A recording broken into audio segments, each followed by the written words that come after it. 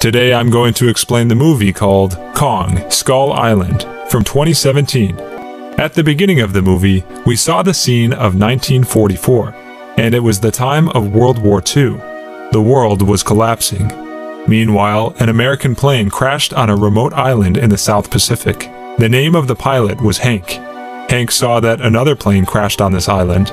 It was a Japanese plane. Since there was a war going on between Japan and the United States, both of them started to fight with each other. Meanwhile, the two giant hands came on top of the mountain. These were the hands of a giant ape. And now the scene shifted to 1973. We saw a man named Bill, and he was the head of Monarch. Monarch was a government organization of the United States. He went to the senator and showed him a map of an island. Bill told him that no one else in the world knows about this island. It's only mentioned in mythology. The name of this island is Skull Island. It's said that God has left this place incomplete. Whoever went there with the plane or ship has never come back. This place is more dangerous than the Bermuda Triangle. In 1954, the US did a nuclear test on this island. But it was not a nuclear test. They were trying to kill something. And if we go to explore this island, we will find so many valuable things. But the senator didn't allow them to go there. Actually, they needed funds for this exploration. But when they told the senator that 3 days later, the Russian satellite will orbit above the island, and then they will have the image of the island, and they will find it out. And after hearing this, the senator allowed them and provided them with funds. In the next scene, the whole team went towards the island. James Conrad was also on that ship. He had fought in the Vietnam War, and James will guide them in this whole journey. They went closer to the island with their ship, and now they need to get there in a helicopter. But there was a big storm in front of them, and that's why one of them wanted to go there. Bill told them that we will never get this chance ever again, and we must go ahead. They agreed with Bill, and they entered the storm with their helicopter. There were lightning strikes everywhere, but when they crossed the storm, they finally reached the Skull Island, and the island was so beautiful. After reaching there, they've dropped several seismic bombs on that island. Seismic bombs are not meant to harm anyone. They just create a vibration under the earth so that they can find out what's inside. They saw that under the island it was hollow, which means there were mineral resources underneath the island. They dropped so many bombs around the island, but suddenly a tree hit a helicopter and they crashed. Before they could understand anything, they saw that there was a giant ape standing in front of them. It was so big that the helicopters were like a toy. They started to fire at the ape, and it got so mad at them. It destroyed almost all of the helicopters. The people who survived the helicopter crash were divided into two teams. James was leading one team, and Bill was leading the other. The colonel was in Bill's team, and he was so upset about losing his men. He pointed the gun towards Bill and asked him to tell him everything about this place. Bill told him that 30 years ago, I was on a ship called Gatins, and the ship disappeared forever. There were 1,000 people on that ship. I was the only survivor of that ship. Everyone knows that the ship had sunk, but no, our ship never sank on its own. A giant monster drowned our ship. I kept telling people for 30 years about this, but no one believed me. Monsters still exist in this world. They ruled the world before us.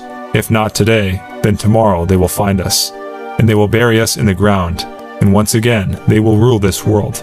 I want you to take us out of here with full evidence, so that we can show the evidence to the military, and then we will come back and kill these monsters forever.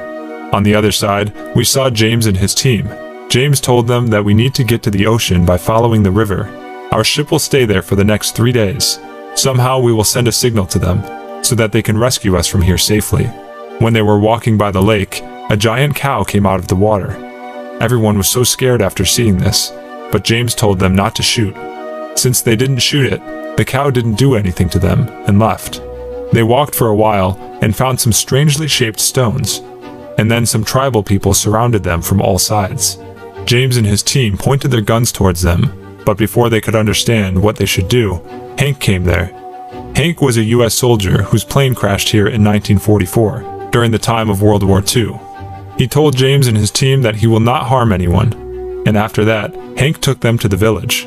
There was a huge ship there. Hank told them that this ship came here 10 years ago after my arrival on this island. When they entered the ship, they saw that there was a statue, and so many portraits of that giant ape was inside the ship. The people of this village worshiped the ape. All the people of this island are totally silent. They never talk. They have to take a vow to stay silent for their whole life. Hank told them about the ape. He told them that the name of that giant ape is Kong. He is the king of this island. He protects everyone on this island. When my plane crashed here, a Japanese plane also crashed after mine. The pilot of that plane became my friend, but under this island, there are some strange lizard-looking creatures. They ate my Japanese friend. I call them skull crawlers. One of those lizards is so big that he had eaten the whole species of Kong. Kong is the last of his kind. There's a saying that if Kong dies, then the giant skull crawlers will come out from the ground, and they will destroy everything on this island. Mason asked Hank that why did Kong attack us? Hank told her that this island is the home of Kong, and if you bomb someone's home, then he will also treat you like Kong. And when you dropped the bomb, the skull crawlers came outside. But luckily, Kong killed them all. If he didn't kill them, then all of you would have died. James told Hank that we need to get to the other side of this island in the next 3 days. Our ship is waiting there for us. Hank told them that you can't even get there in 30 days.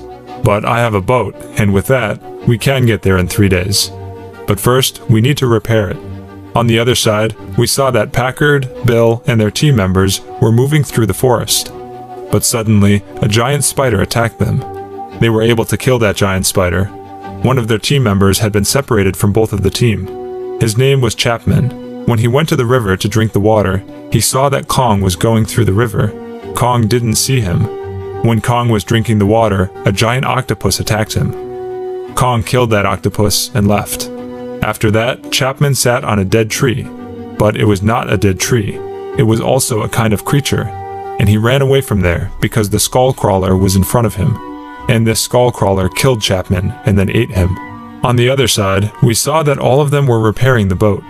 There was a photographer named Mason with them. She went to the other side of the village, and this side was closed with a wooden wall and trap. She saw that their helicopter landed over a giant buffalo, but it was still alive. Mason wanted to help that buffalo, but the helicopter was so heavy, and that's why she was not able to move it.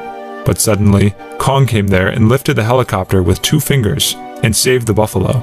Mason got so scared after seeing Kong, but Kong didn't attack her. Rather, he looked at her with a look of hate and then left. The next day, they were moving towards the other side of the island in their boat. On the way, their radio started working.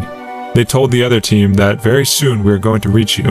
The leader of this team was Colonel, because Bill had died.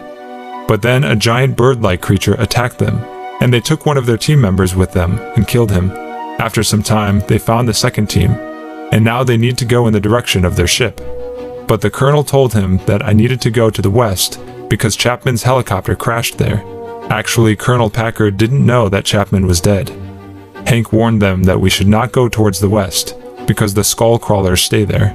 But the colonel told him that your job is just to show us the way, and we need to find the lost soldiers as soon as possible. They agreed with him, and all of them went towards the west. They reached a valley of skeletons. Hank told them that these are dinosaur skeletons, and Kong's family members. And when they moved forward through the skeleton valley, the skull crawlers attacked them. Along with that, those giant birds also attacked them. They were able to kill the birds and the skull crawlers. Hank told Colonel Packard that we should get out of this place as soon as possible. This is the area of the skull crawlers. But Colonel Packard does not want to leave without Chapman. James showed him the locket of Chapman and told him that he had found it inside that skull crawler. This means he is dead, and we should go back. But Colonel Packard told him that I needed to get to his helicopter because there were so many firearms in his helicopter. We can kill Kong with those. After hearing this, Hank got so shocked and told him that he better not kill Kong. He protects this island, and the people of this island worship him. James told Colonel that Kong didn't kill Chapman. He was killed by the skullcrawler. We are in danger because of the skullcrawlers. But Colonel Packard said I will kill the skullcrawlers along with Kong, because he had killed so many of my men. James told him that if you want to get to the helicopter, you can, but I will get to our ship with the others so that we can stop him. After that, Colonel Packard went towards the helicopter with his army soldiers. After walking for a while, they found the helicopter, which was full of weapons. On the other side, James, Mason, and the other people were walking towards the boat. James and Mason climbed the mountain to locate their ship. When they reached the top of the mountain, it got dark, and the next moment, Kong appeared in front of them. They got so scared after seeing Kong. But soon, they realized that Kong does not want to harm them at all. Mason had already met him once, so she touched him, and both of them realized that Kong was just a giant peace-loving ape. Suddenly, they saw an explosion in the forest. Colonel Packard and his team did this explosion. Actually, they have set a trap for Kong. When Kong reached there, he fell into their trap. He got so badly burnt and fainted there. Now they want to kill Kong with bombs. But before they could do it, James, Mason, and Hank came there. They pointed their guns towards Colonel Packard and told him not to kill him. Colonel Packard told his men to kill them all, but now his men were also against him, because they know that Kong is not their enemy. Skull crawlers are their only enemy. Suddenly, a giant skull crawler came out of the water, and before he could kill them all, Kong woke up and squeezed Colonel Packard with his hand. Now Kong and the skull crawler began to fight. Everyone else started to run towards the boat, and when they were running towards the boat, the skull crawler attacked them. But before he could attack them, Kong hit him with a big rock. After that, they started to fight with each other once again. Meanwhile, Mason went to the top of the mountain and fired the flare gun, so that the people in the ship can get the signal. On the other side, Kong got trapped by chains while fighting with the skull crawler. The skull crawler was about to kill him, but the soldiers began to shoot at it, so that they could distract it from killing Kong. It went towards their boat, and Kong freed him from the chain. Actually, this chain was the anchor of an old ship, and the chain was attached to a blade of that ship. Kong attacked the skull crawler with that blade, and because of the shockwave, Mason fell in the water from the top of the mountain, but Kong pulled her out of the water. We saw that the skull crawler was still alive. Kong put his hand inside the mouth of that skull crawler, and he ripped off his tongue with his hand, and the skull crawler died. After that, Kong put Mason by the lake. James went to see her and saw that Mason was still alive. They saw that Kong went back to the forest. After that, James, Mason, and the other soldiers went back to the USA. We saw that Hank went back to his house after 30 years. He was so happy to meet his son and wife, and now his son is 30 years old.